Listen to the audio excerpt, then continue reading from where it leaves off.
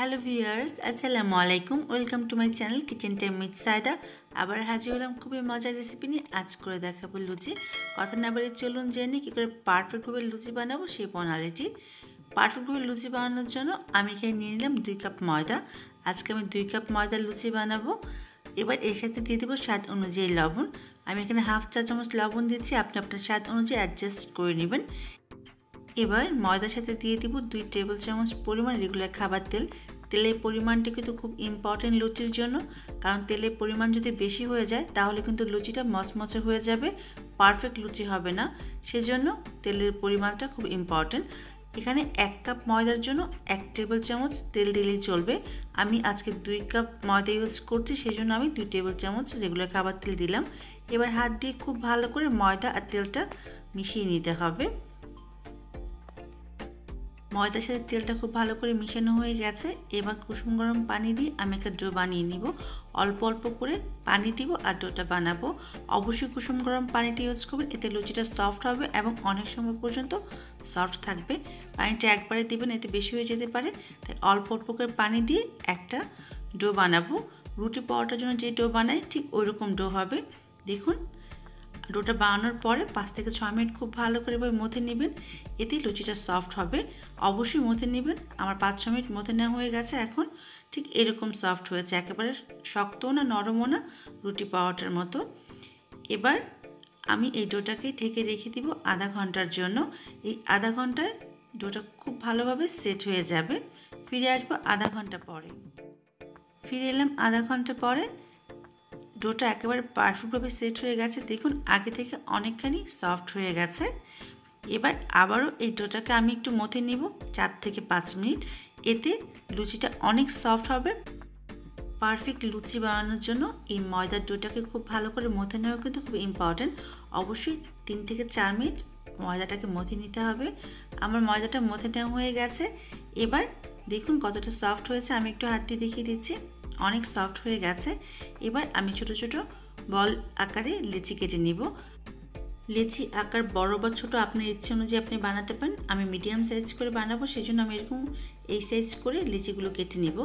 এবার বাকি ময়দাটা আমি একটা বাটিতে রেখে অবশ্যই ঢেকে রাখবো, তা না হলে কিন্তু শক্ত হয়ে যাবে। সেজন্য এবার ছোট একটা বল আমি নিয়ে নিব, নিয়ে এটাকে আমি গোল করে ছোট একটা রুটি বানিয়ে নিব। এর উপর আমি ময়দা ইউজ করবো না, আমি তেল দিব, কারণ ডুবো তেলে ভাজবো। যদি এক্সট্রা ময়দা দিই তাহলে কিন্তু তেলটা কালচে হয়ে যাবে এবং লুচি কালারটা নষ্ট হয়ে যাবে। আমি বেলুনের মাঝেও একটু তেল লাগিয়ে নিয়েছি। এবার ছোট একটা রুটি আমি বানিয়ে নিব।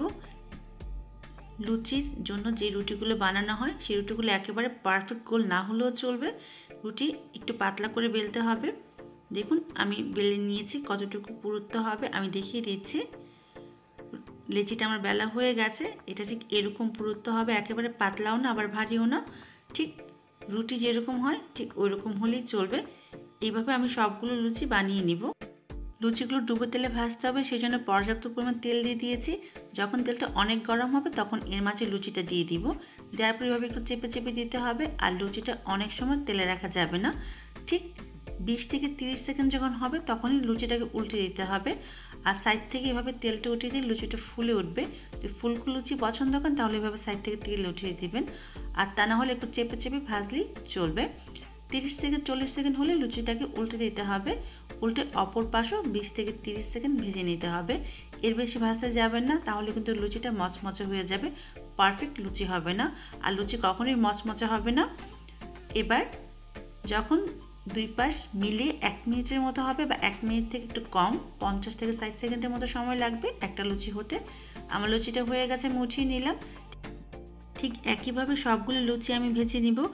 একটা কথা মনে রাখবেন, লুচি কখনোই চুলার আঁচ কমিয়ে ভাজতে যাবেন না, আর অনেক লং টাইম ভাজবেন না, লুচি কিন্তু মচমচে হবে না। 1 মিনিটের মতোই লুচিটা ভাজবেন। আর লুচির কালারটা কিন্তু কখনোই গোল্ডেন ব্রাউন কালার হবে না, একটু সাদাটাই থাকবে। এভাবে সবগুলো লুচি আমি ভেজে নিব। অবশ্যই বাসায় বানাবেন আর আমাকে জানাবেন কেমন হলো।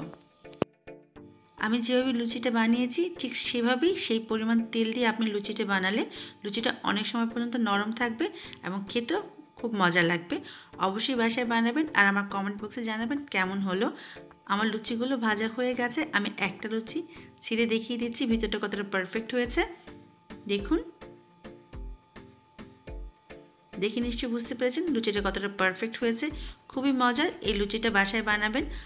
যদি আমার রেসিপিগুলো ভালো লাগে তাহলে অবশ্যই ফ্রেন্ডস অ্যান্ড ফ্যামিলির সাথে শেয়ার করতে ভুলে যাবেন না। আমার চ্যানেলকে সাবস্ক্রাইব করে রাখবেন পরবর্তী রেসিপির জন্য। সবাই অনেক ভালো থাকবেন, আবারও দেখা হবে। আল্লাহ হাফিজ।